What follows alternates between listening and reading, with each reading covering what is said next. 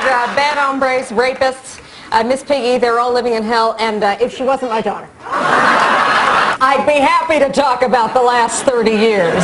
No, not again. Back in the 1970s, I worked for the Children's Defense Fund. Yes, we know. Then I was a senator in New York on 9/11. Yeah, we get it, And then I was Secretary of State, and I don't know if you've heard this before. We have. But I was instrumental in taking down a man by the name of Osama bin Laden. Bin Laden, yes. This whole thing is rigged.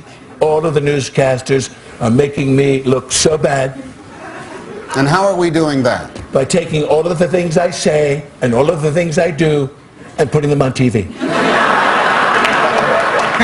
I love that one, and I apologize. That is very good. All right, time now for Newsroom with Carol Costello. Happy Monday, Carol. That made me laugh, and there's no such thing as Happy Monday. You guys have a great day.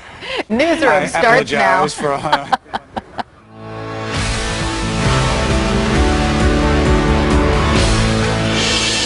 And good morning. I'm Carol Costello. Thank you so much for joining me. Election Day, just 2 weeks from tomorrow. Can you believe it? A key development taking shape right now. Early voting underway across much of Florida, a state that Donald Trump has to win to have a shot at the White House. And as one new poll shows, his struggling campaign falling even farther behind. Trump is in the middle of a 3-day blitz of that state. His running mate, Mike Pence, is in North Carolina. Among the Democrats, Hillary Clinton teams up with Senator Elizabeth Warren. Tim Kaine stumps in South Florida, and Vice President Joe Biden has 2 stops in Ohio.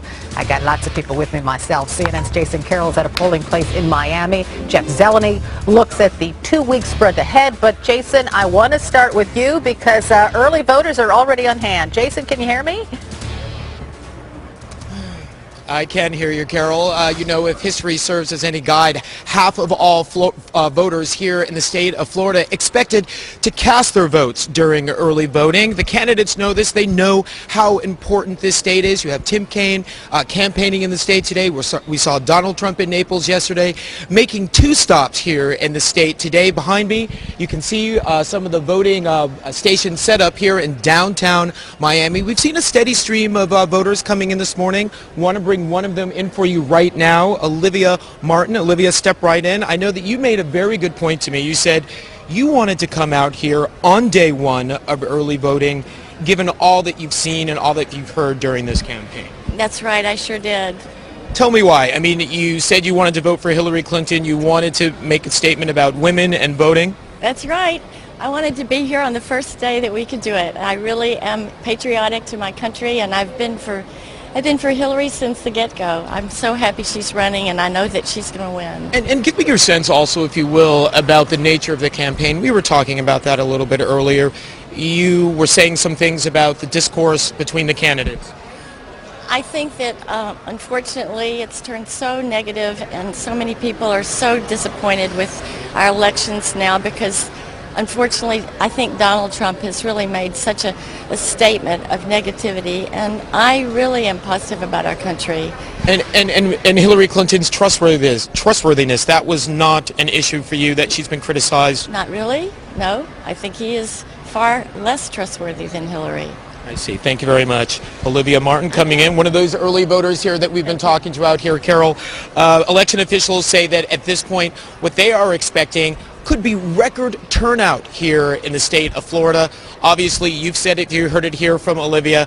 Florida, a key state in order to win the presidency. Carol? That is absolutely true. Jason Carroll reporting live from Florida this morning. Neither Trump nor Clinton are taking their foot off the gas, though, as they barrel into the last 2 weeks of campaigning. They're racking up the miles and presenting their best argument to shore up support and win over those undecided voters, if indeed there are any undecided voters still out there. CNN's Jeff Zeleny is here with the final stretch of their campaigns. Good morning. Good morning, Carol. Hillary Clinton is heading to New Hampshire today with Elizabeth Warren at her side. It's part of this all-out push by Democrats to keep one eye on the White House and the other on down-ballot races across the ticket here. But this morning we're also learning that Clinton is looking ahead. She's talking more about steps to plan what she increasingly believes will be her transition to the presidency. A 2-week fight to the finish. It's time for closing arguments. Hillary Clinton striking an optimistic note. I want to be the president for every American. Democrats, Republicans, independents, people who vote for me, people who vote against me, because we've got to bring this country together. Donald Trump, less so. Are we glad that I started? Are we having... Well, I'll let you know on the evening of November 8th whether I'm glad. With 15 days to go, Trump no longer talking about when he wins, but if. If we win on November 8th, we are going to fix our rigged system. It's a rigged, broken, corrupt system. Some people are sore losers, and, you know, we just got to keep going. A wild weekend with Trump visiting Gettysburg for an unusual Gettysburg address, overshadowing the plan for his first 100 days in office by pledging to sue the women accusing him of inappropriate behavior. Every woman lied when they came forward to hurt my campaign. Total fabrication. All of these liars will be sued after the election is over. Trump campaign manager Kellyanne Conway bluntly acknowledging the uphill climb. We are behind. We were behind 1, 3, 4 points in some of these swing states that Mitt Romney lost to President Obama. Chuck, our advantage is that Donald Trump is just going to continue to take the case directly to the people. Trump undermining that acknowledgement. Investors Business Daily, the most accurate poll from the last election and the 2 elections before that, just announced that we are leading nationally by 2 points. Numbers are looking phenomenal in Florida. Don't believe the media. But a new ABC News national poll shows Trump trailing Clinton by 12 points. Meantime, CNN has learned Clinton is increasingly moving beyond Trump and turning her attention to her transition to the presidency. A Democrat close to Clinton saying she's not being arrogant, she's being diligent. Clinton is sizing up candidates for White House Chief of Staff. One top contender, Ron Klain, who led her debate team. All this as President Obama is tying GOP Senate candidates to Trump, visiting Nevada, one of the hottest Senate battlegrounds. You're for him, but you're not for him. But you're kind of for him. What the heck? Now, as Donald Trump continues a 3-day swing through Florida today, fighting for those 29 electoral votes he needs to stay viable, Hillary Clinton is heading there tomorrow in hopes of blocking his path. But she's also multitasking. I'm told she's already started quietly reaching out to old allies on Capitol Hill, including some Republicans whose help she will need. Her team is loath to talk about any of this publicly. Carol, over the weekend she told reporters, superstitious, I don't want to talk about it, but she is planning for the transition. And Trump is too, we should say. He has a big transition team. We'll see which one gets to use Is he reaching out to Democrats? I don't think so. He's at too many rallies to do that. All right, Jeff Selnick, I had to ask. Thanks so much. So, is the election over with 2 weeks still to go? Let's talk about that. With me now, Mark Preston. He's the executive editor for CNN Politics, and Abby Phillip is a reporter for the Washington Post. Welcome to both of you. So, Mark, Clinton leads Trump by 12 points in that new ABC poll and by 9 points in a new CNN poll of polls. Isn't it premature, though, to say this race is over? Yeah, look, Carol, I mean, the bottom line is that if the race, if the election were to be held today, Donald Trump would lose. And we've seen that in this electoral maps, not only CNN's, but just about every other news organization shows that she would surpass the 270 electoral votes needed. But there is still some time for Donald Trump to make up some ground. I think it would be very difficult right now for him to actually win this election. But who knows? I think this has been a campaign of surprises, and who knows what's in store over the next few weeks. It certainly has been a campaign of surprises. So Abby, Kellyanne Conway, who is Trump's main woman, right? She's his campaign manager. She said over the weekend that Trump is behind. She admitted that. But did she say that to sort of energize those Trump voters? Or did she say it in a depressing kind of way?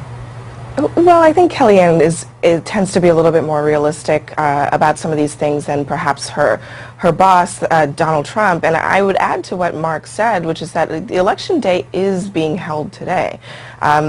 People are going to the polls right now. They're casting their ballots right now. And so in some ways, the project of turning this campaign around for Donald Trump needs to have begun maybe yesterday and continue on into today, because every day that goes by, people people are making determinations about where they stand and how they want to vote. And the Trump campaign, I think Kellyanne Conway in particular, knows that and understands that it's going to take a really significant event in this campaign to turn that around, with just 16 days left before November 8th. So everybody keeps talking about this enthusiasm gap, but if you look at the numbers in that new ABC poll, Mark, Hillary Clinton's voters are now more enthusiastic than Donald Trump's. How important is this?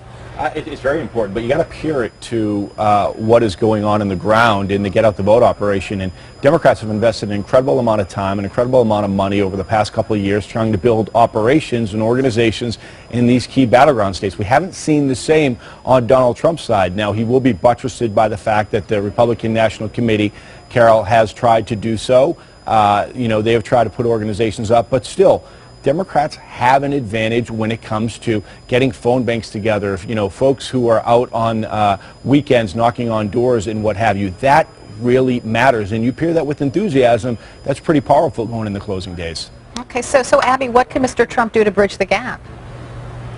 Well, it's about getting out his base, and I think that's probably what you see him doing so much right now on the campaign trail. He's spending a lot of time in these last few days at rallies. Over the past weekend, he visited, maybe a handful of states, had 8 or 9 rallies. That's all an effort to sort of get his people out, because those are the folks who are actually showing up. He's filling very large rooms, thousands and thousands of people. That's not enough to win an election, but it's certainly an important part of the sort of get out the base effort. And also, his rhetoric on Twitter is so much about kind of ginning up this sense that the game is being rigged against him, and that that there is sort of like this secret weapon that his supporters can be for him.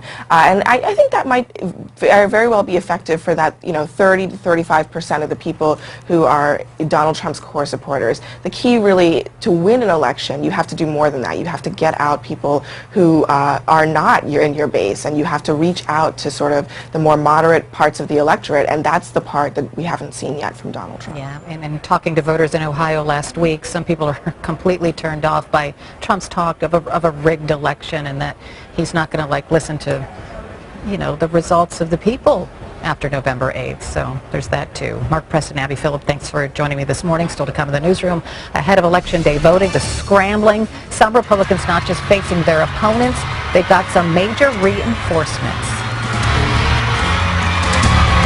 With Hillary Clinton leading in the polls, she's shifting focus, launching a full court press to make sure she's able to get things done in Washington if she becomes president. To do this, her campaign unleashed its powerhouse. We can't elect Hillary and then saddle her with a Congress that is do nothing, won't even try to do something, won't even get their own stuff passed, much less the stuff you want passed. President Obama now expected to endorse 150 Democrats who would like to serve in Congress. 2 of those key Senate races that Mr. Obama is focusing on are in Florida and New Hampshire, and they involve names you know: Marco Rubio in Florida and Kelly Ayotte in New Hampshire. Rubio is in a dead heat with his Democratic rival Patrick Murphy. It would be astonishing if Rubio lost. Not just that, but if Rubio does lose, can he ever credibly run for president of the United States again? With me now to talk about this is Steve Bousquet, the Tallahassee bureau chief of the Tampa Bay Times, and Paul Steinhauser, an anchor and political director of NH1. Welcome to both of you. Carol. Nice to have you here. So, Steve, this is why Florida voters are unsure of Marco Rubio. You're going to hear Rubio rip Donald Trump in the primary and then embrace him at the Republican National Committee, or convention, rather. The guy, as I said earlier, that has literally one of the worst spray tans I've ever seen. It's not just absurd, it's offensive, it's ridiculous, and I do think it is a disqualifier as commander-in-chief. Whenever there's a bad poll, he kind of gets weird and does these sorts of things. He doesn't know what he's talking about. Donald Trump is committed to cut taxes, curb spending, and get our national debt under control. Donald Trump takes seriously the threats from Islamic radicals and is committed to rebuilding our military. It's time to come together and fight for a new direction for America. So Steve, are Florida voters saying, what? They sure are. You know, Rubio's in big trouble. The polls are tightening. I just left a library in Boca Raton, Carol. It's the first day of early voting here. People are standing in the darkness to vote early at a little library in Boca Raton. I find Democrats energized on the first day of early voting here. Rubio's in a very tight race, and keep in mind, in the presidential primary here, you know, Rubio got solidly defeated by Trump in every county except Miami-Dade, which is his home base. So Rubio has got soft spots around the state where he's up against a really powerful Democratic force here in Florida. And your paper endorsed the Democratic candidate Patrick Murphy and said this of Marco Rubio: a Senate seat should not be a consolation prize for a failed presidential candidate killing time until his next run for the White House. Ouch.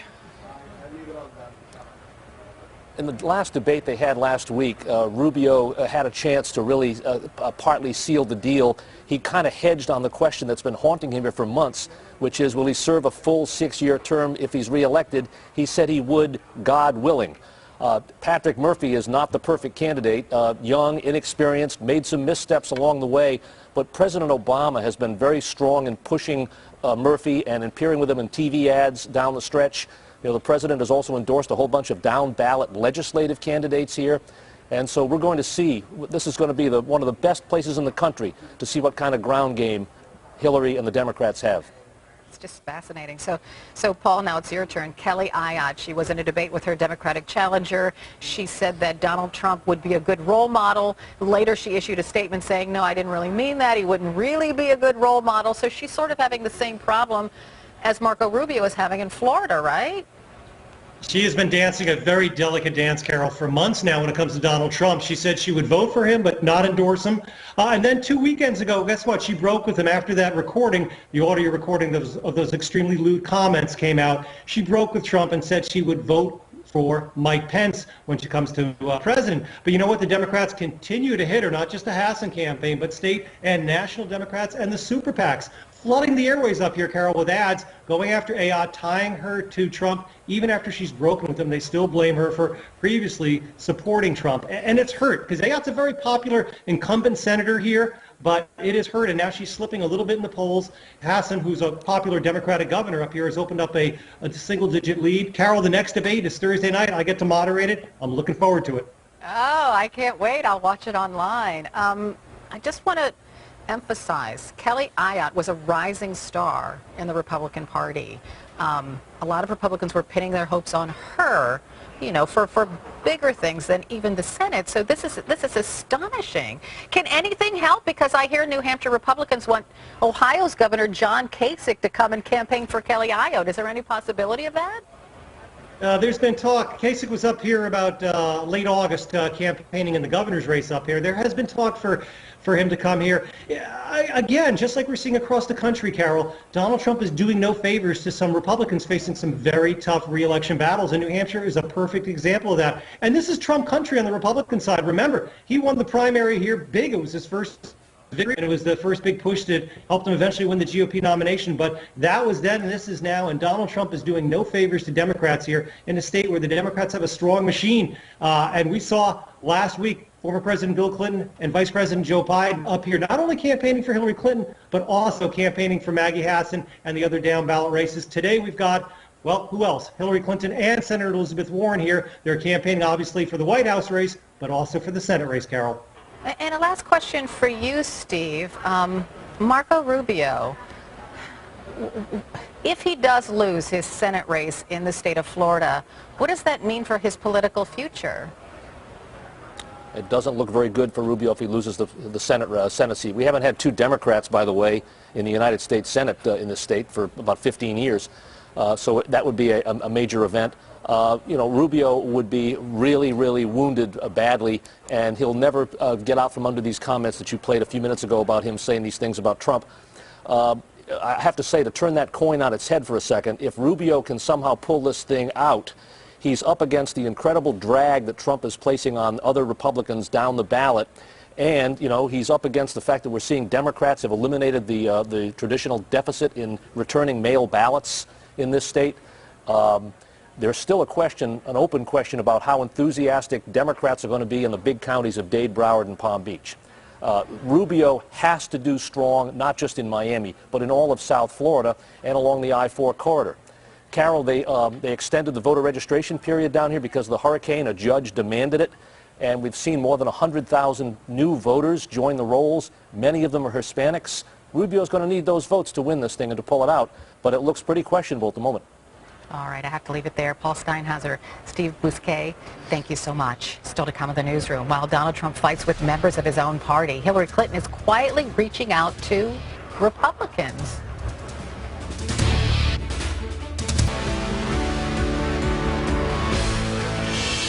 And good morning. I'm Carol Costello. Thanks so much for joining me on the trail. Hillary Clinton staying close to President Obama and continues to hammer Donald Trump. Behind the scenes, though, we're hearing about another tactic. Clinton quietly reaching out to Senate Republicans in an effort to show them she's willing to work with them if she wins the White House. Although some Democrats may think she already sounds like a Republican. You heard that. Do we have the Saturday Night Live clip? No? Oh, bummer. So we don't get to laugh at that, but maybe we'll show it to you later. But you get the gist of what I'm talking about. So let's talk about that with our CNN political commentators, Bill Press, a Hillary Clinton supporter, and John Phillips, who's a Trump supporter and a talk radio host. Welcome to both of you. Hi, Carol. Good morning. Hi. So, John, as a Trump supporter, how does it strike you that Hillary Clinton is quietly reaching out to Senate Republicans? Well, I believe about half of it, because as we've come to find out, Hillary Clinton is the Democrats' Nixon. She's secretive, she's paranoid, and I just can't envision a scenario where she's going to invite Mitch McConnell over to the White House at 10 o'clock at night to make s'mores and braid each other's hair. I think there are issues that do have overlap with corporatist Democrats and corporatist Republicans. We've seen in the WikiLeaks document dumps, for example, that John Podesta wants her to flip on TPP. We heard what Terry McAuliffe had to say at the Democratic convention, which is to suggest that she would switch the day that she's elected. So you could have a situation where she is elected and then meets with corporatist Republicans and flips on TPP and has some kind of a bipartisan resolution on a major piece of legislation. But that's the only thing I can think of. Maybe open borders as well.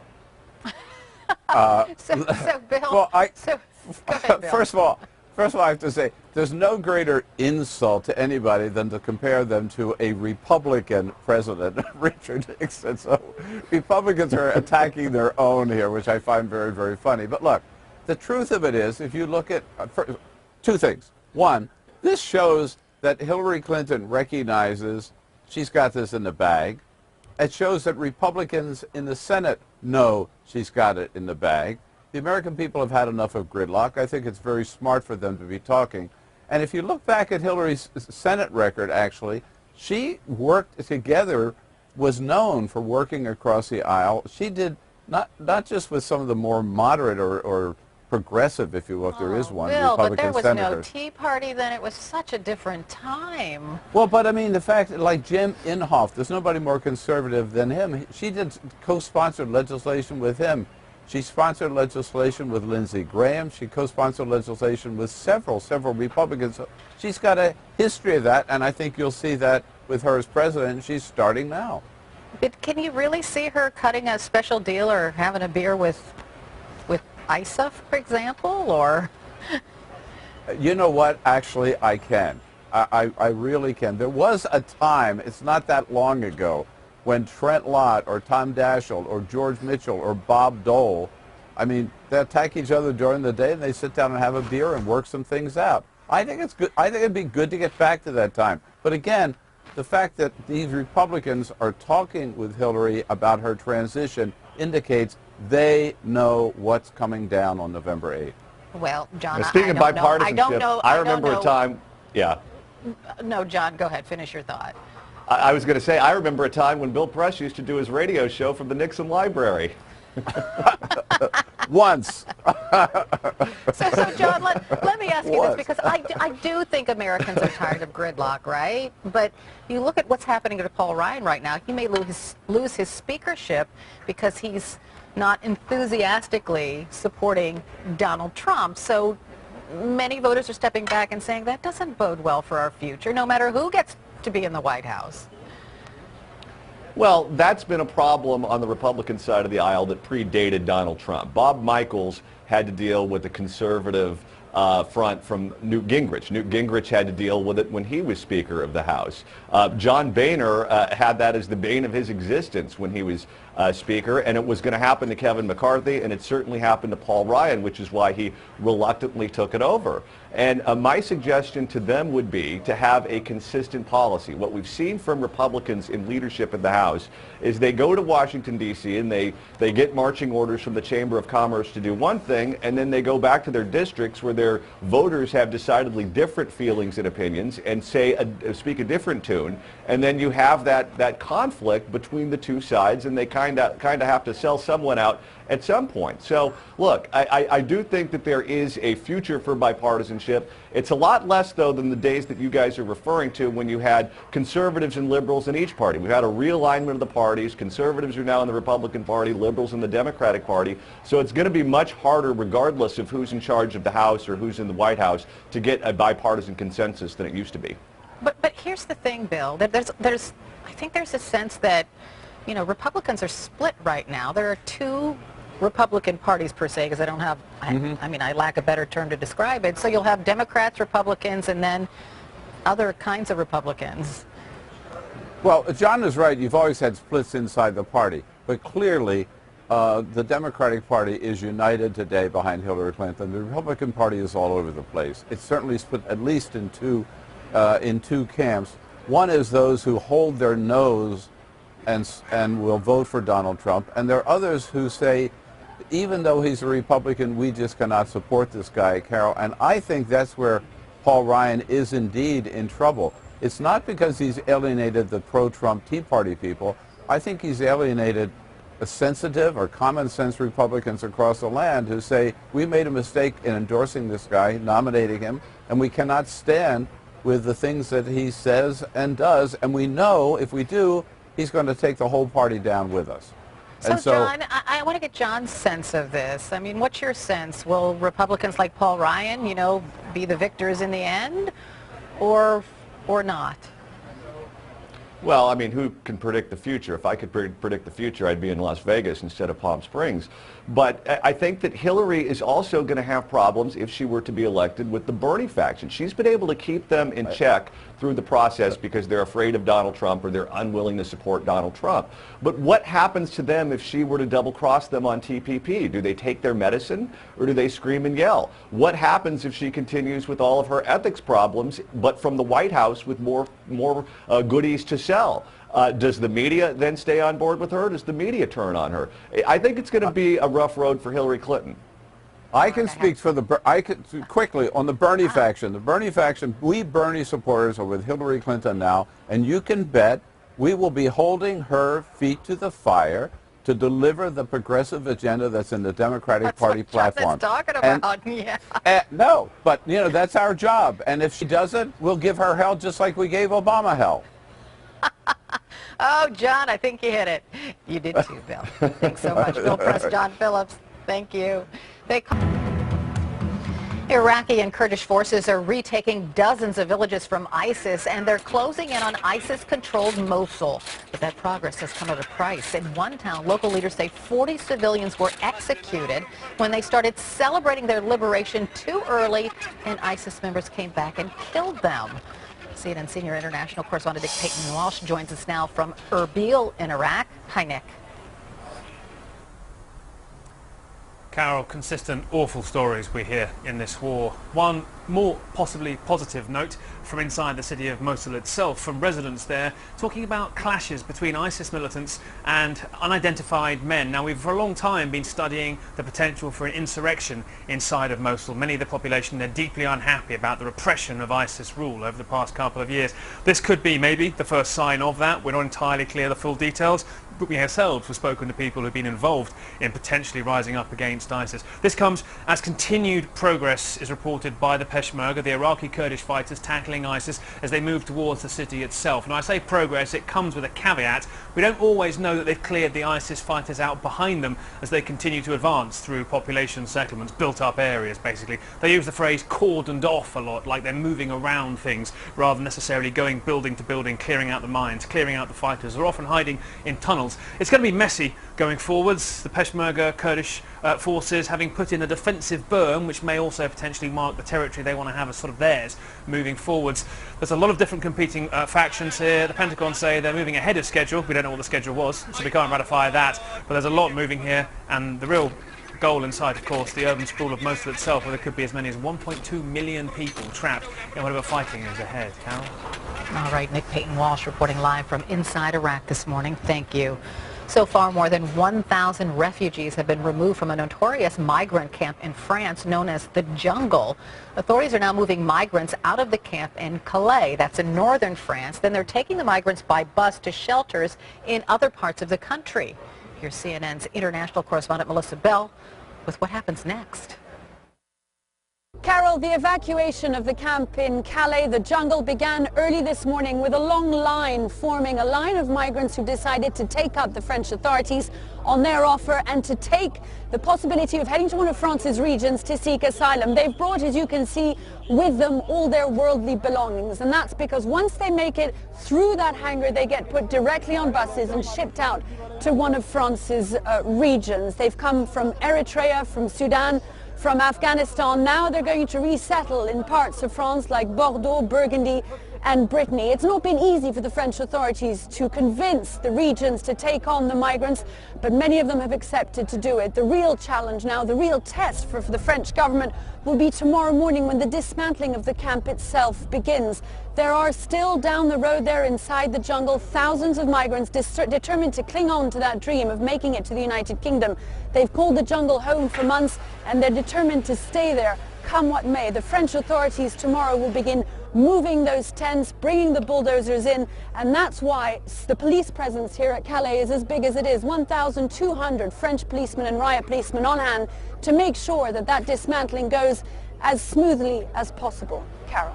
All right, Melissa Bell reporting for us this morning. Thank you.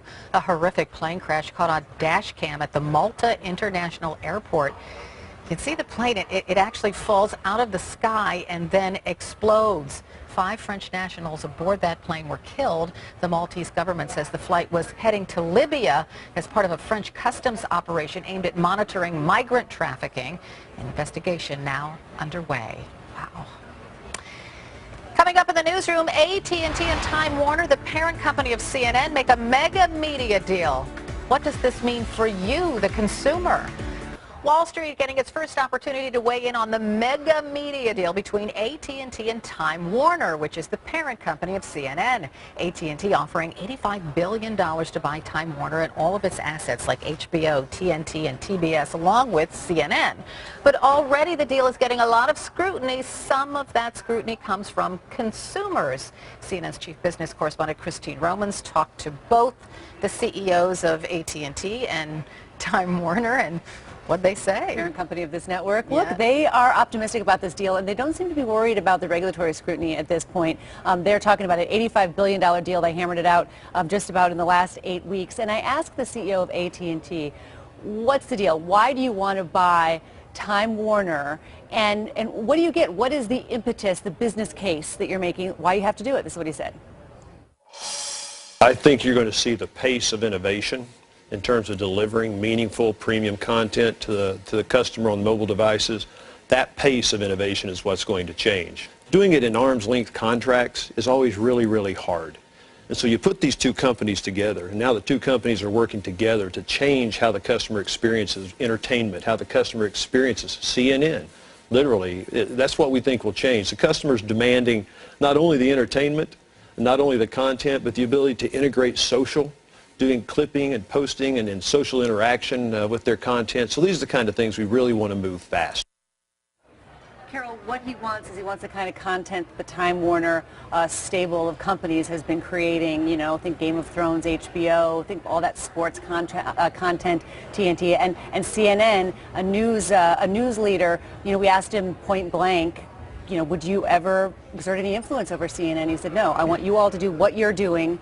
I am a phone company guy. That's what we do. He said, I don't know how to handle, manage a movie studio, and I'm not going to try to. So Time Warner will be sort of on its own. I just want to, because the worry is that you're going to have this massive company owning so many media entities, which is under the umbrella of Time Warner, and this big company is going to control all of that information. And I asked Jeff Bewkes about that. In particular, he's the CEO of Time Warner. He said, look, you've worked at this company how many years, and Time Warner has owned CNN, and Time Warner hasn't exerted influence over you. CNN does what it does well, just like HBO does what it does, and TNT does. So they have their identities, and that's what AT&T wants. I asked Jeff Bewkes, the CEO of Time Warner, and also Randall Stephenson, I said, what is the first thing customers are going to notice differently? What's the first change consumers will feel? This is what he said. More choices of different channel packages. If they want a big package of a lot of channels on their big screen TVs, and they can watch the show and walk out the house with a tablet and have seamless connection. Or maybe they don't want that. Maybe it's a young couple that wants to use mobile devices to watch. Maybe they don't want the full package of channels. There'll be more choice. I think better prices for consumers. You think better prices for consumers? Yes. More competition usually leads to more price reductions. Yeah, imagine if you just didn't have to buy, your standard cable package, but you build for that. Yeah, exactly. I asked him about the regulatory pushback. A lot of the pushback in the newspapers, the headlines in the newspapers this morning were all saying, faces immediate scrutiny or faces, obstacles. They don't seem to be concerned about that. They think that this is a deal where they don't have a lot of overlap. They're vertical integration of these two companies. They think maybe it'll take a year to get it through, but they'll work with regulators. They think it'll be done. All right, Christine Romans, thanks so much. Okay, for more on this, visit our website, cnnmoney.com, and they'll have every bit of information you ever wanted to know about this big buyout from AT&T. Still to come in the newsroom, 13 people dead after a tour bus slams into a tractor trailer near Palm Springs. The latest on California's worst traffic accident in decades. Dozens of families in California in mourning today after the state's deadliest accident in decades. 13 people killed, another 31 injured after a tour bus heading back to L.A. slams into the back of a tractor trailer. Some victims still fighting for their lives this morning. CNN's Paul Verkaman is in Palm Springs. He has more for us. Hi, Paul. Good morning, Carol. In fact, there are still people in critical condition, 4 of them at this medical center, one of them serious after this deadly crash. And as we are learning more about this, the Riverside County coroner listing on his site that 10 of the victims were women and 3 of them men. One of those victims, the driver of this bus that plowed right into the back of a big rig. And they describe it as this bus basically and the big rig smashing up to about 15 feet. So many of these injuries, according to doctors, were facial lacerations. Let's take a listen. As opposed to hitting a wall at 60 or 80 miles an hour, this bus struck something that was actually collapsible. So as a result, the types of injuries that we saw are actually a little bit unique. Most of the victims were unrestrained and therefore were flown through the air and ended up sustaining facial trauma. So almost all of the victims that we took care of had some element of facial trauma. Now they say that basically the big rig had slowed down in an area where earlier in the day workers had been clearing some electrical lines, and they also say that the CHP reporting that the bus had been inspected 3 times in 3 straight years, including last April, and there were no mechanical deficiencies. But something else that was missing, there were no seat belts on this bus, Carol. All right, Paul Verkaman reporting live from Palm Springs this morning. Lawmakers are tangling with the Pentagon over trying to recover improperly paid enlistment bonuses. According to the Los Angeles Times, nearly 10,000 soldiers are being asked to return at least $13,000 each. The Pentagon says the bonuses were mistakenly paid to thousands of California National Guard soldiers a decade ago. Iraq war veteran Christopher Van Meter says he had to refinance his home to pay that money back. It's gut-wrenching because you have to figure out what you're going to do and how you're going to survive. I had a young family at the time, and I was expected to pay $46,000 back. I called the National Guard Bureau, or the California Army National Guard, and said, hey, wait, I have all these contracts to say I should have had that money. And they said in the fall of 2012, well, until we actually start charging you, there's nothing you can do. Wait for to fight it out with the lawyers. House Majority Leader Kevin McCarthy is demanding the Pentagon waive the Star CNN Newsroom starts now.